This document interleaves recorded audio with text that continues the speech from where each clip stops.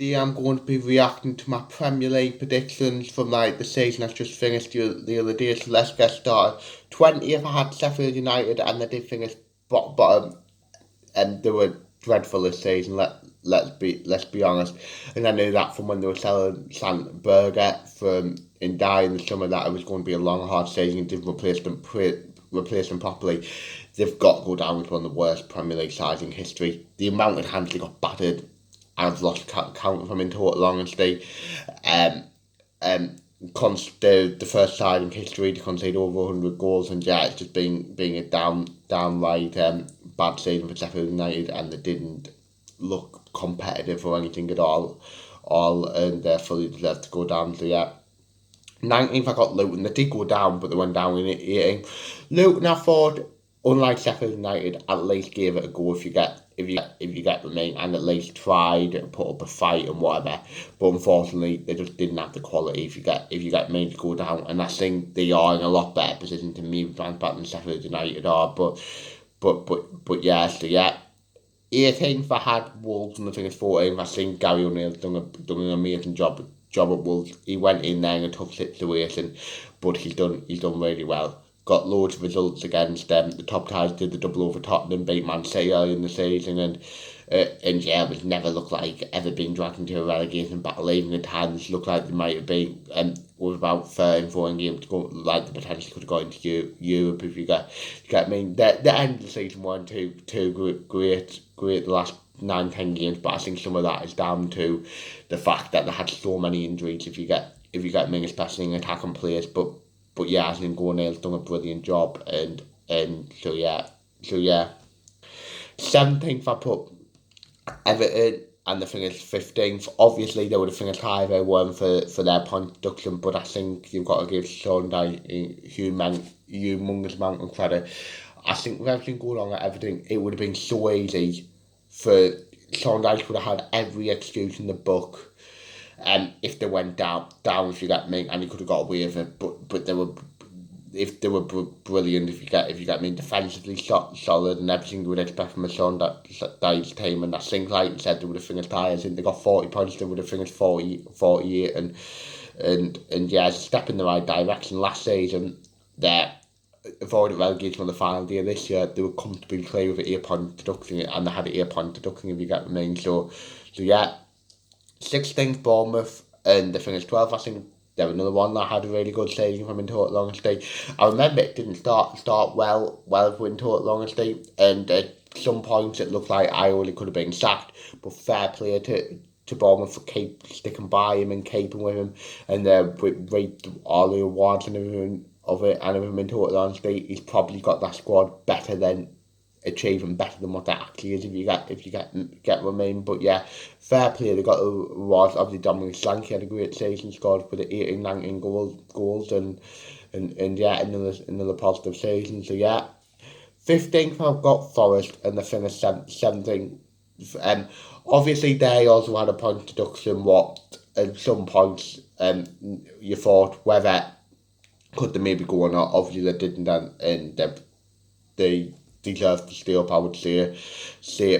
I mean, the manager change did work, and from if you're looking at the stats, they were better than what they were under Steve Cooper, and it's really understand they were pretty much done his job, if you get what I mean.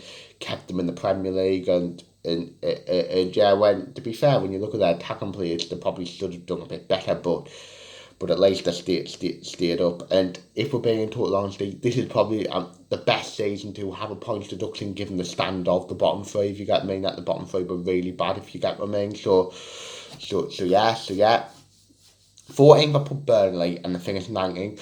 I remember thinking at the start of the season, I watched them in the Championship last season, and they blew everybody away. I thought they would do really well in the style of football.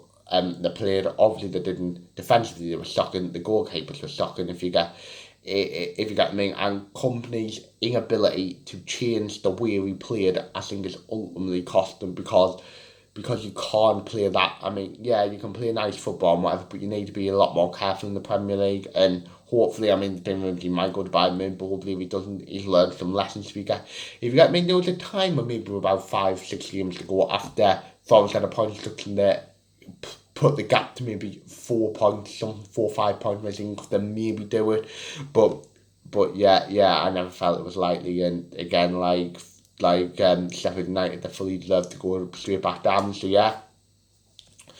13th, I put West Ham in the finish ninth. Obviously, I don't know really what to think. I think West Ham, that's just what I expected if I'm in total honesty. Obviously, David Moyes is leaving, so it's going to be interesting. They have done last like next season with Lopetegui in charge, and yeah, there's not too much to say on West Ham. So yeah. 12th, I put Fulham. They finished 13th. It's a bit like Fulham. West Ham really. Fulham, I never thought they would go down. I always thought they would be comfortable, but I never thought they would be necessarily involved in a European fight. If you get me in their squad, a solid, decent enough Premier League squad, nothing special, but not bad either. If you get what I mean, and that squad finishes where it stood. So yeah. 11th, Crystal Palace, and they finished 10th. What an end to the season they had under Oliver Glasner. They were so good under Oliver Glasner at the end, and it really gives them hope going into next season if they can keep their key players after Glasner gets full pre-season, and that he adds about 3 or 4 of his own players. It's really exciting for Crystal Palace, and I'm really looking forward to seeing how they do next season. If you get me, but yeah, I would say they had a good season. Like I said, Glasner had them playing really well at the end of the season, and to get top half finish. I think if you offered most Crystal Palace fans that at the start of the season, they would have took it. So yeah, 10th, I put Brentford to finish 16th.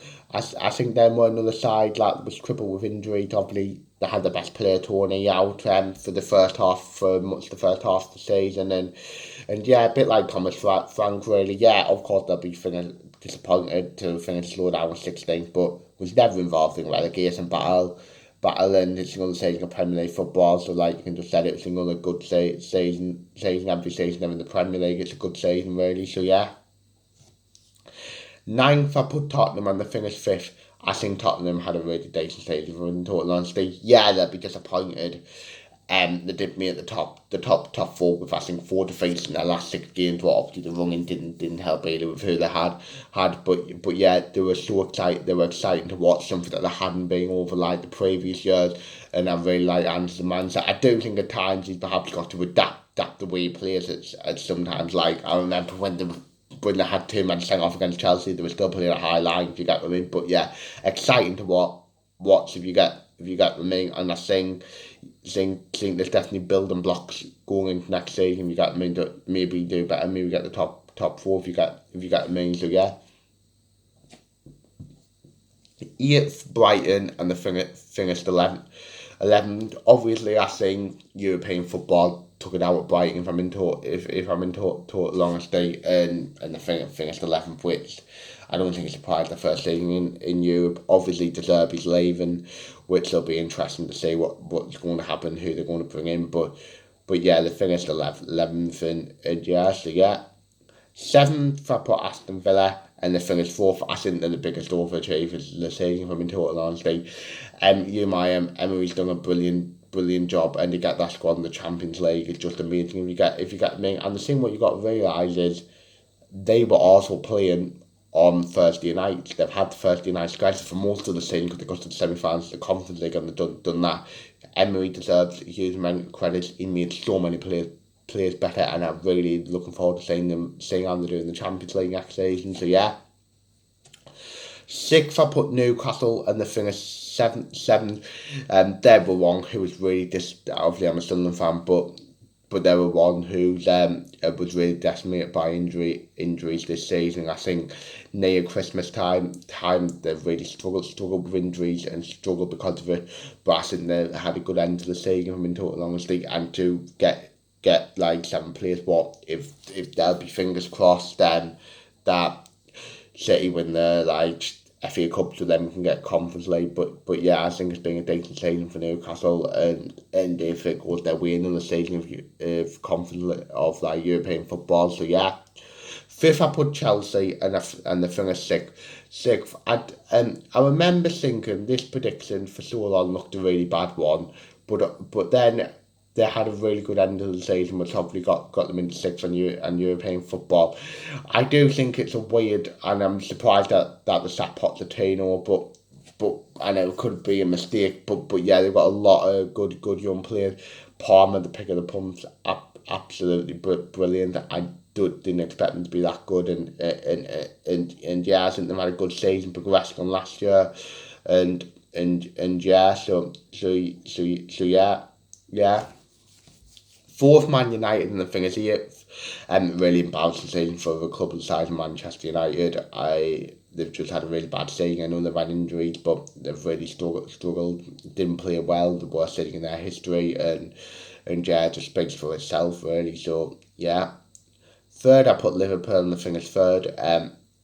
Klopp's last season finished third, which I expect them to do. I don't think they had as good a squad as perhaps Arsenal and Man City have, but they have a decent squad back in the Champions League going into next season, and it's going to be interesting to see how they do post Jurgen Klopp era, how it's going to do with manager and whatever. But it's going to be really interesting watching Liverpool as and so yeah.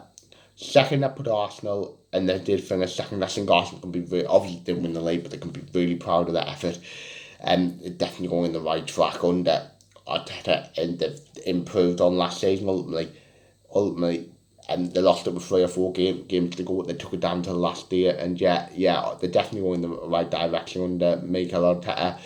And they can be definitely proud of what they've done. They've just fell short, and if they can add a striker, maybe 1 or 2 more, I think there's every chance they can go again next season, and maybe take City all the way again. So yeah. Then first I have Man City, and the finished first. What more can I just see of it? Really, they're unstoppable. If you get remain the first team ever to win 4 Premier League titles in a row, fair play to them. They're brilliant. Foden, best player in the league this season, and Guardiola, as long as he's at Man City, I can't see anybody else winning the Premier League if I'm in total honesty. So yeah, obviously they've got the stuff about the sporting integrity stuff about their 115 charters, but which perhaps affects the integrity of it, but they're brilliant to watch, and they are just the best team in the league, in the country, one of the best teams in the world. So yeah, so overall I got 4 right. I got the top 3 right, and I got the bottom, and I had Luton to go down, but they went down 18 instead of 19. So overall I'm pretty happy with it, and I don't think I've done too bad if I'm in total honesty. So yeah. If you made any predictions, let me know how you done, and let me know how you think I done. So yeah, and if there's any fans of Premier League clubs, let me know what you think of your season. So yeah, that's the end of the video. Hopefully you've enjoyed it. Like, subscribe, view, comment, and see ya.